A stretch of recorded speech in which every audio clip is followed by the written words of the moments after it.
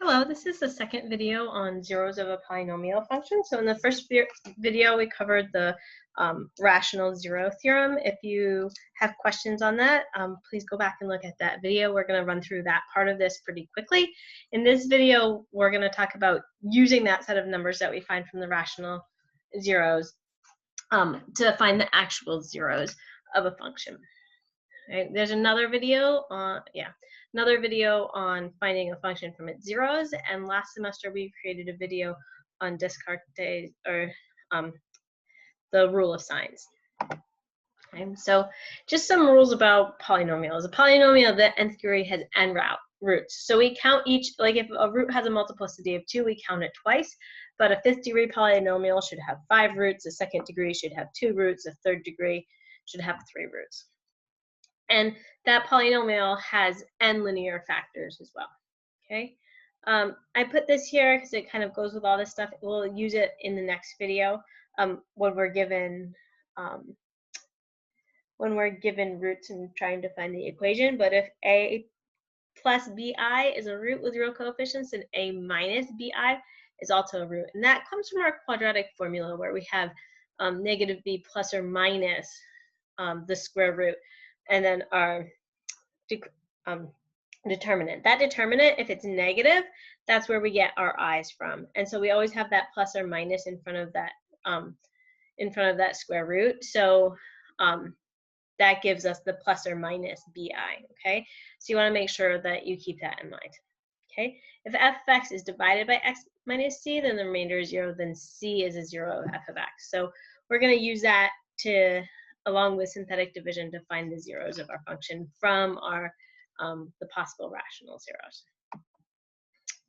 Okay, so let's look at an equation here. We have x cubed plus x squared minus 5x minus 2. And we're going to take a look at this. We're going to use the rational zero theorem and look at our constant term is 2. So this is going to be plus or minus 1, plus or minus 2 are our factors of that, and our leading coefficient is a 1. So that's just plus or minus 1. We can put that in our denominator, but in reality our possible rational zeros are plus or minus 1 and plus or minus 2.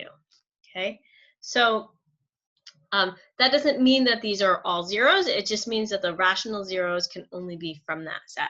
But it gives us a place to start to look. So when I do synthetic division, I'm looking for something. I always just start with 1 because it makes the synthetic division relatively easy. Okay, I'm going to walk through this exactly how I did it when I was working through this problem. You won't always find a 0 right away. Sometimes you're lucky and you find a 0 right away. Sometimes you have to go through a couple of them until you find a 0.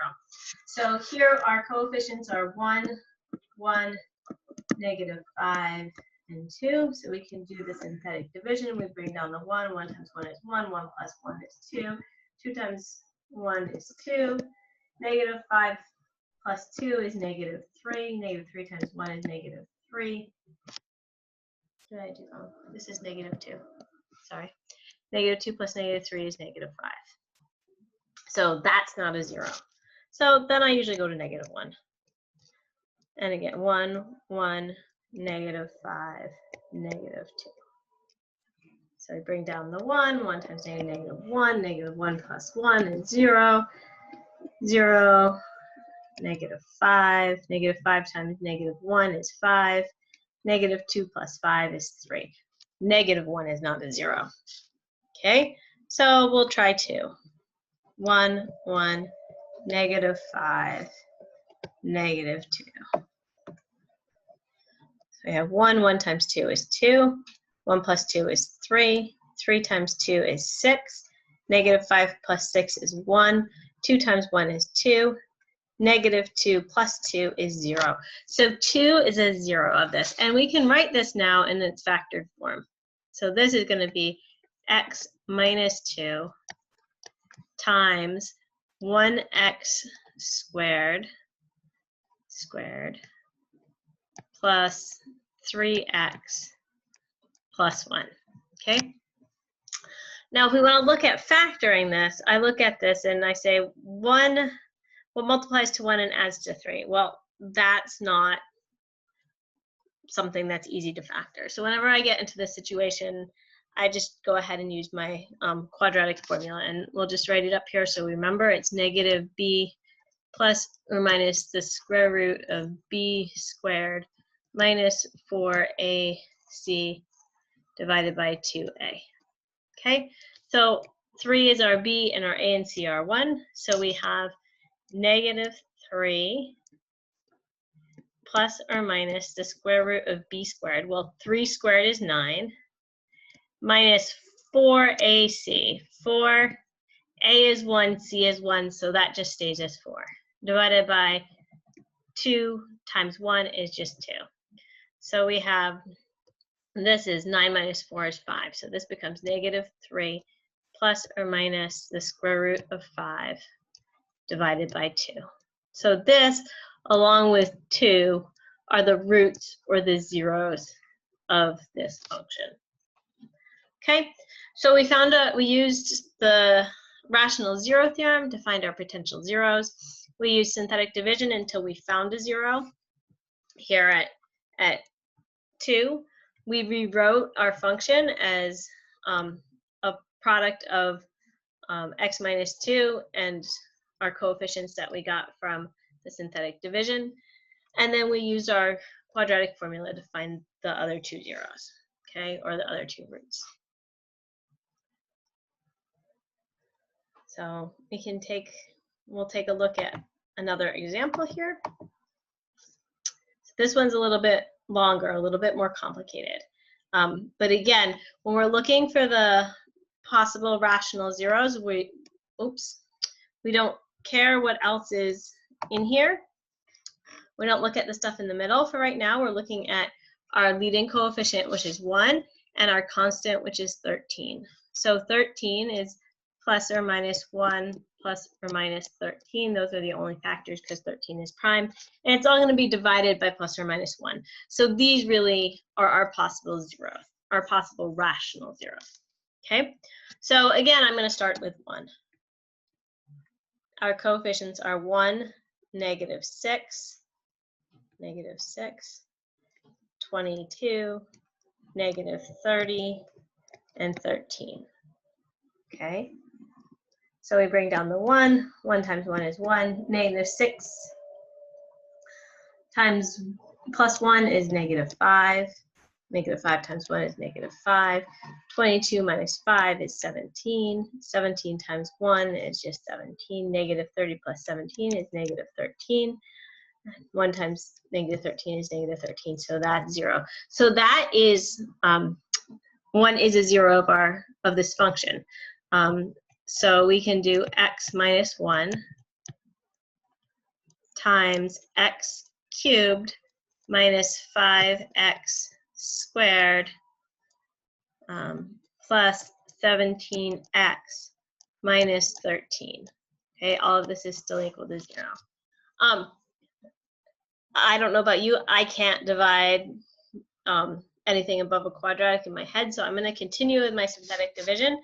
Again, I'm going to continue to try 1 here, right? 1, negative 5, 17, negative 13, because it can have multiple roots. So we bring down the 1. 1 times 1 is 1. Negative 5 plus 1 is negative 4. Negative 4 times 1 is negative 4. 17 plus negative 4 is 13. 13 times 1 is 13. Negative 13 plus 13 is 0. So 1 is, again, another root. So we have x minus 1, and then this other part factors into x minus 1, and then a quadratic with these with the coefficients of 1, x negative, this is x squared, minus 4x plus 13. Okay? And again, I can't do this in my head. Where did I have my work for this? In the back here. I can't do this in my head. I can't think of anything that adds to negative 4 and multiplies to 13. So I'm going to use my quadratic formula. So negative b, that becomes negative 4, so that's 4, plus or minus the square root of b squared. Well, negative 4 squared is 16. 16, sorry. 16. Minus 4 times a is 1 and c is 13, divided by 2 times 1. Okay? So this all simplifies this our determinant under the square root. If you do the math, that's negative 36. So we have 4 plus or minus the square root of negative 36 divided by 2. Well, then negative 36, you can write this as, you know, the square root of negative 36. We can write this as the square root of 36 times negative 1. The square root of 36 is 6 times the square root of negative 1. Square root of negative 1 by definition is I, so this is 6i. So this becomes 4 plus or minus 6i divided by 2. And we can divide both these terms by 2. This becomes 2 plus or minus 3i. Okay? So the solutions to this problem is x equals 1 or 2 plus 3i and 2 minus 3i. Okay? So the rational zero theorem tells us where to look for our zeros. We find as many zeros as possible. When we get down to the quadratic equation, we can use our quadratic formula to find the roots. Unless, if it's easier to factor, just go ahead and factor it. But in this case, it's not factorable. It's an imaginary number. So we had to use our quadratic to find those roots. Okay, there will be another video on finding a function from its zeros or from its roots. And again, there was a previous video on how to find all of the possible rational zeros. So if you have questions on those things, please take a look at the other videos.